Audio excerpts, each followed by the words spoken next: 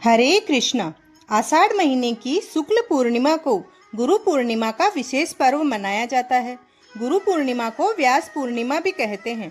भारतीय संस्कृति में गुरु को देवता तुल्य माना गया है। महर्षि वेदव्यास के जन्म से गुरु पूर्णिमा की कथा जुड़ी हुई है।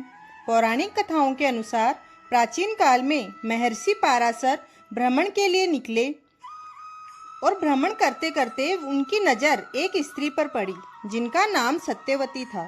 सत्यवती मछुआरे की पुत्री थी।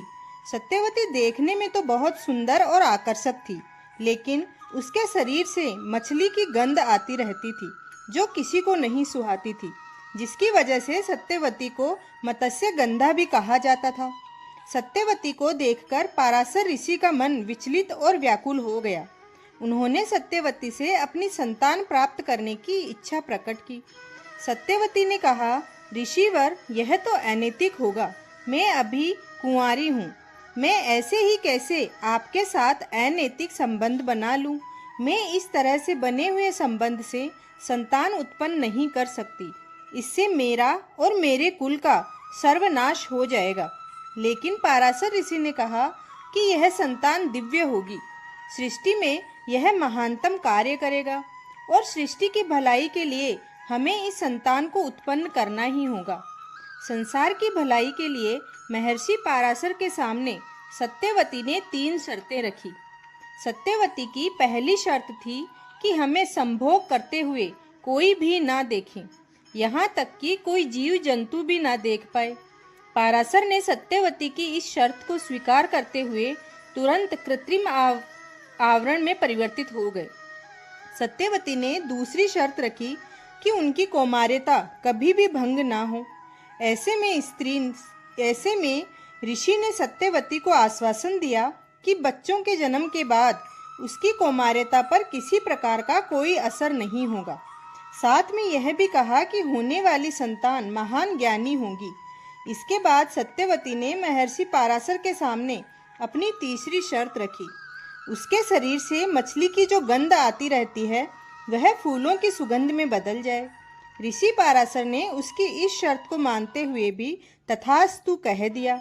सत्यवती के शरीर से आने वाली मछली की गंध फूलों की सुगंध में बदल गई और मत्स्य गंधा से वह सुगंधा बन गई।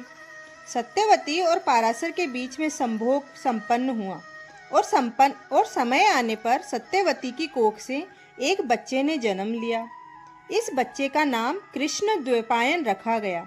यही बच्चा आगे चलकर वेद व्यास के नाम से प्रसिद्ध हुआ।